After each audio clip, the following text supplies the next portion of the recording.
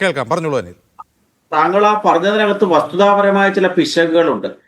വിശ്വ ഹിന്ദു പരിഷത്തിന്റെ നേതൃത്വത്തിൽ ഇന്നലെ ആയിരക്കണക്കിന് അയ്യപ്പ ഭക്തന്മാരുടെ നേതൃത്വത്തില് തിരുവാറന്മുളയിലുള്ള ഈ ശബരിമലയിലെ തിരുവാഭരണ കമ്മീഷണറുടെ ഓഫീസിലേക്ക് വളരെ വലിയൊരു മാർച്ച് നടക്കുകയുണ്ടായി. അത് ഇന്നലെ തന്നെ സമരരംഗത്തേക്ക് വിശ്വാസികൾ ഇറങ്ങി എന്നതിന്റെ സൂചനയാണ്. ഇതുവരെ സമരരംഗത്തേക്ക് ആരും ഇറങ്ങിയില്ല എന്ന് പറയുന്നത് വസ്തുതാപരമായ തെറ്റാണ്. രണ്ടാമത്തെ കാര്യം, ഇത് എല്ലാവരും, താങ്കളും ഈ ചർച്ചയിൽ പങ്കെടുക്കുന്നവരും ബാക്കി എല്ലാ മാധ്യമ പ്രവർത്തകരും ചർച്ചയിൽ പങ്കെടുക്കുന്ന ഇടതു പ്രതിനിധികൾ പോലും സമ്മതിച്ചിട്ടുള്ള ഒരു വസ്തുതയുണ്ട്. ശബരിമലയിൽ മോഷണം നടന്നു. ചെമ്പായിക്കൊള്ളട്ടെ, സ്വർണമായിക്കൊള്ളട്ടെ, എന്തായാലും ഇതുവരെയുള്ള റിപ്പോർട്ടുകൾ അനുസരിച്ച് മോഷണം നടന്നിട്ടുണ്ട്. FIR ഇട്ടിട്ടുണ്ടോ എന്നാണ് താങ്കൾ ചോദിച്ചത്. നമ്മൾ നോക്കേണ്ട ഒരു കാര്യം, കേരളത്തിലെ ചെറിയ നിസ്സാര സംഭവങ്ങൾ ഉണ്ടായാൽ പോലും അതേ സെക്കൻഡിൽ തന്നെ FIR ഇട്ടിട്ട് നവമാധ്യമങ്ങളിൽ പ്രചരിപ്പിക്കുന്ന ഒരു സമ്പ്രദായം കേരളത്തിൽ വ്യാപകമാണ്. ഇന്നലെ ഈ ആറന്മുളയിൽ നടന്ന പരിപാടിക്ക് ശേഷം ഞാൻ നേരെ പോയത് പമ്പയിലെ പോലീസ് സ്റ്റേഷനിലേക്കാണ്. പമ്പയാണ് ഇപ്പോൾ ശബരിമലയുടെ ജൂറിസ്ഡിക്ഷൻ അധികാര അതിർത്തിയിലുള്ള പോലീസ് സ്റ്റേഷൻ. അവിടെ ചെന്ന് ഞാൻ വളരെ വ്യക്തമായി രേഖാമൂലം പരാതി എഴുതി നൽകിയിട്ടുണ്ട്. FIR ഇട്ടിട്ടില്ല. എന്താണ് കാരണം? താങ്കളൊന്ന് അന്വേഷിക്കേണ്ടതുണ്ട്. നമ്മൾ കഴിഞ്ഞ 2 ദിവസമായി ശ്രീ ഉണ്ണികൃഷ്ണൻ പോറ്റിയുടെ ചോദ്യം ചെയ്യലുമായി ബന്ധപ്പെട്ട ചർച്ചകളിൽ മുഴുകിയിരിക്കുകയാണ്. അദ്ദേഹത്തിനെ ചോദ്യം ചെയ്യുന്നത് എവിടെയാണ്? തിരുവിതാംകൂർ ദേവസ്വം ബോർഡിന്റെ ആസ്ഥാന മന്ദിരത്തിലെ AC റൂമിൽ ഇരുത്തിക്കൊണ്ടാണ് അദ്ദേഹത്തിനെ ചോദ്യം ചെയ്യുന്നത്. ഇന്നലെ അദ്ദേഹത്തിനെ 4.5 മണിക്കൂർ ചോദ്യം ചെയ്തു. അതിനുശേഷം ആ പുറത്തേക്കിറങ്ങി അദ്ദേഹം പറഞ്ഞത് എന്താണ്? എന്റെ സഞ്ചാര സ്വാതന്ത്ര്യം, എന്റെ ഭരണഘടനാപരമായ സ്വാതന്ത്ര്യം, ഞാൻ ഇതൊക്കെ തുറന്നു പറയാം എന്നാണ് അദ്ദേഹം പറഞ്ഞത്. ഇന്ന് 3 മണിക്കൂർ അദ്ദേഹത്തിനെ ചോദ്യം ചെയ്തു. അതും ആ AC മുറിയിൽ ഇരുത്തിക്കൊണ്ട് ദേവസ്വം വിജിലൻസ് ഉദ്യോഗസ്ഥർ, സംസ്ഥാന സർക്കാരിന്റെയും ദേവസ്വത്തിന്റെയും നിയന്ത്രണത്തിലുള്ള ഉദ്യോഗസ്ഥരെ, ഇപ്പോ മീഡിയ വണ്ണിന്റെ ഓഫീസിൽ ഒരു മോഷണം നടന്നു എന്ന് കരുതുക. ആ മോഷണം നടത്തുന്ന ആളിനെ മീഡിയ വണ്ണിലെ AC റൂമിൽ ഇരുത്തിക്കൊണ്ടാണോ ഉദ്യോഗസ്ഥർ ചോദ്യം ചെയ്യുന്നത്? അല്ല.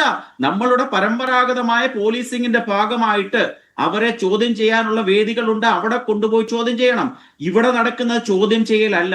ഇതൊരു വലിയ രാഷ്ട്രീയ തട്ടിപ്പാണ് ശബരിമല കേന്ദ്രമാക്കി നടന്നിട്ടുള്ളത്. ആ രാഷ്ട്രീയ തട്ടിപ്പില് രാഷ്ട്രീയപരമായിട്ട് ഉയർന്നു നിൽക്കുന്ന വ്യക്തികൾ പ്രതികളാകാനുള്ള സാധ്യത വളരെ വളരെ കൂടുതലാണ് എന്ന് മനസ്സിലാക്കിക്കൊണ്ട് ഉണ്ണികൃഷ്ണൻ പോറ്റിക്ക് അവിടെ കോച്ചിങ് കൊടുക്കുകയാണ്.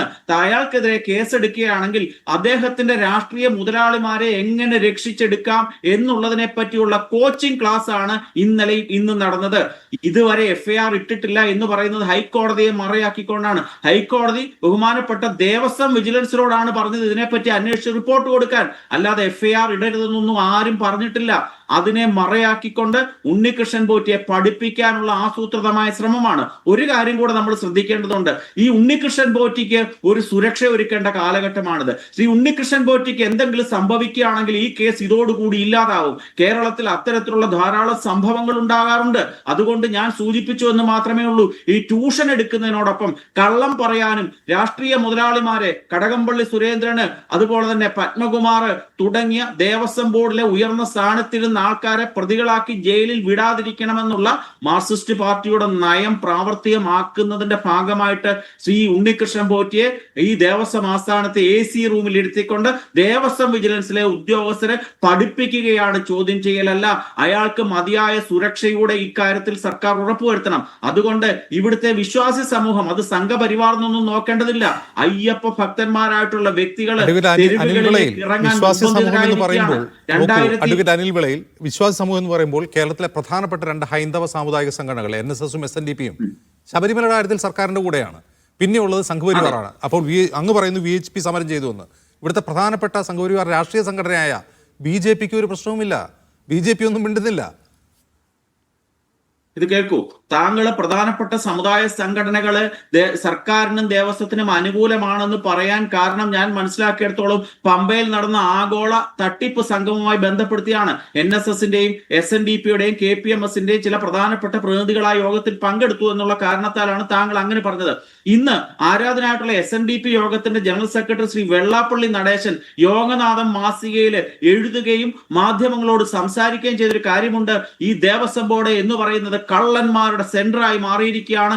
ദേവസ്വം ബോർഡ് പിരിച്ചുവിട്ടുകൊണ്ട് IAS ഉദ്യോഗസ്ഥരുടെ നേതൃത്വത്തിലുള്ള ഭരണ സംവിധാനം ഉണ്ടാക്കണമെന്ന് അദ്ദേഹം ആവശ്യപ്പെട്ട് കഴിഞ്ഞു.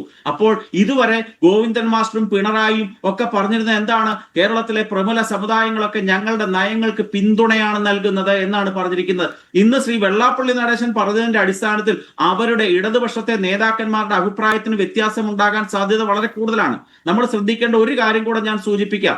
2019 കാലയളവില് ഈ കോവിഡിന്റെയും ആചാര ലംഘനവുമായി ബന്ധപ്പെട്ട സമരങ്ങളുടെയും പ്രളയത്തിന്റെയും ഒക്കെ മറവിലാണ് യഥാർത്ഥത്തിൽ ശബരിമലയിൽ തട്ടിപ്പും വെട്ടിപ്പും തുടങ്ങിയത്. ആ കാലത്ത് ദേവസ്വത്തിന്റെ ചുമതല വഹിച്ചിരുന്ന ദേവസ്വം ബോർഡ് എന്ന് പറഞ്ഞൊരു കുടുംബമാണെങ്കിൽ ആ കുടുംബത്തിന്റെ നാഥനായിരുന്നത് പത്മകുമാർ എന്ന് പറയുന്ന ദേവസ്വം ബോർഡിന്റെ പ്രസിഡന്റ് ആയിരുന്നു. ആ സമയത്ത് ദേവസ്വം ബോർഡിന്റെ കാര്യസ്ഥൻ, ഒരു കുടുംബത്തിലെ കാര്യസ്ഥനായിട്ടിരിക്കുന്നത് N വാസു എന്ന് പറയുന്ന ദേവസ്വം ബോർഡിന്റെ കമ്മീഷണർ ആയിരുന്നു. ഈ പത്മകുമാർ നടത്തുന്ന കൊള്ളയ്ക്കും കള്ളങ്ങൾക്കും ഈ കാര്യസ്ഥൻ കൂട്ടുപിടിച്ചു. അതിന്റെ പ്രത്യുപകാരം എന്ന രീതിയിൽ ഇന്നു വരെ ദേവസ്വത്തിന്റെ ചരിത്രത്തിൽ ഇല്ലാതിരുന്നൊരു കാര്യമാണ്. ദേവസ്വം കമ്മീഷണറായിട്ടിരുന്ന ആള് പെൻഷൻ പത്മകുമാർ മാറിയ അടുത്ത ദിവസം തന്നെ ദേവസ്വത്തിന്റെ പ്രസിഡന്റായി വന്നു. കാരണം ഇതൊരു പരസ്പര സഹായ സഹകരണ സംഘം തന്നെയാണ് ഈ നടപ്പാക്കിയിട്ടുള്ളത്. അത് തന്നെയാണ് ഞങ്ങൾ ഉന്നയിക്കുന്നത്. ഇതിന്റെ പിറകിലുള്ള തട്ടിപ്പുകൾ ഈ കൊച്ചു കേരളത്തിൽ മാത്രം ഒതുങ്ങി നിൽക്കുന്നില്ല. ബാംഗ്ലൂരിൽ കൊണ്ട് ഈ സ്വർണ്ണപ്പാളിയും ചെമ്പുപാളിയും ഒക്കെ പ്രദർശിപ്പിച്ചു. കർണാടകയുടെ പല ഭാഗങ്ങളിലും ചെന്നൈയിലും ബാംഗ്ലൂരിലും ഒക്കെ പ്രദർശിപ്പിച്ചു. അപ്രകാരം ബാംഗ്ലൂരിൽ പ്രദർശിപ്പിച്ച വകയിൽ കിട്ടിയ പണമുണ്ട്. ആ പണം കഴിഞ്ഞ ദിവസം കായംകുളത്ത് ഉണ്ണികൃഷ്ണൻ പോറ്റി ഇപ്പോഴത്തെ ദേവസ്വം ബോർഡിലെ മെമ്പറായിട്ടുള്ള അജികുമാറിന്റെ സ്വന്തം സ്ഥലത്ത് 2 പേർക്ക് വീട് വെച്ചു കൊടുക്കുകയും ശ്രീ അജികുമാർ ഉൾപ്പെടുന്ന ഒരു ക്ഷേത്രത്തിലേക്ക് ചുറ്റുവിളക്ക് സമർപ്പിക്കുകയും ചെയ്തു. ആ നോട്ടീസിനകത്ത് എഴുതിയിട്ടുണ്ട് ബാംഗ്ലൂരിലെ ചില ഭക്തന്മാരാണ് ഈ 2 വീടുകൾ സമർപ്പിച്ചിരിക്കുന്നത്. ആ ഭക്തന്മാരുടെ പേരില്ല. ഉണ്ണികൃഷ്ണൻ പോറ്റിയാണ് ഈ താക്കോൽ കൈമാറുന്നത്. അങ്ങനെ വരുമ്പോൾ ഇതിന്റെയൊക്കെ ഒരു കോക്കസ് വളരെ വലുതാണ്. പണം ഇവരൊക്കെ വീതിച്ചെടുക്കുകയാണ്. അതിന്റെ മറവിൽ സാധുക്കൾക്ക് വീട് വെച്ചു കൊടുക്കുന്നു. ഞാൻ ചോദിച്ചോട്ടെ, അപ്രകാരം 1-2 രൂപ കൊടുത്തൊരു വീട് വെക്കാൻ സാധിക്കില്ലല്ലോ. ലക്ഷങ്ങൾ മുടക്കണമല്ലോ ഒരു വീട് വെക്കണമെന്നുണ്ടെങ്കിൽ. ആ ലക്ഷങ്ങൾ മുടക്കിയ ഭക്തന്മാർ ഇപ്പോൾ അവസാനിച്ച് ഇൻകം ടാക്സ് റിട്ടേണിനകത്ത് ഈ കണക്കുകൾ സൂചിപ്പിച്ചിട്ടുണ്ടോ എന്ന് കൂടി ഇതിനകത്ത് അന്വേഷിക്കേണ്ടതുണ്ട്. ആ അന്വേഷണത്തിൽ കൂടെ പോകുമ്പോൾ നിലവിലുള്ള പ്രശാന്തും അജികുമാറും ഉൾപ്പെടെയുള്ള ദേവസ്വം ബോർഡിലെ മെമ്പർമാര് ഇത് കള്ളൻ കപ്പലിലല്ല, കള്ളന്മാരാണ് കപ്പിത്താന്മാരായിട്ടിരിക്കുന്നത്. അതുകൊണ്ട് ഈ അന്വേഷണം കൊണ്ടൊന്നും ഇത് തീരില്ല. കേരളത്തിലെ ഭക്തജന സമൂഹം, BJP എന്നൊന്നും ഞാൻ പറയത്തില്ല, വിശ്വ ഹിന്ദു പരിഷത്ത് ഉൾപ്പെടെയുള്ള ഈ കേരളത്തിലെ ഭക്തജന സമൂഹം എന്തുകൊണ്ടാണ് BJPയുടെ സംസ്ഥാന അധ്യക്ഷൻ ഇന്ന് ട്രെഡ്മില്ലിൽ ഓടുമ്പോൾ ഫോൺ നോക്കരുത്? BJPയുടെ സംസ്ഥാന അധ്യക്ഷൻ ഇന്ന് ട്രെഡ്മില്ലിൽ ഓടുമ്പോൾ ഫോൺ നോക്കരുത് എന്ന് നാട്ടുകാരെ ഉപദേശിക്കുന്നുണ്ട്. നീണ്ട പോസ്റ്റുകൾ ഇടുന്നു, ട്രെഡ്മില്ലിൽ ഓടുമ്പോൾ ഫോൺ നോക്കരുത് എന്ന് പറഞ്ഞുകൊണ്ട്. അദ്ദേഹത്തിന് ഇതിനെക്കുറിച്ച് പറയാൻ പോലും ഇല്ല. ഫേസ്ബുക്കിൽ പോലും ഒരു കുറിപ്പില്ല.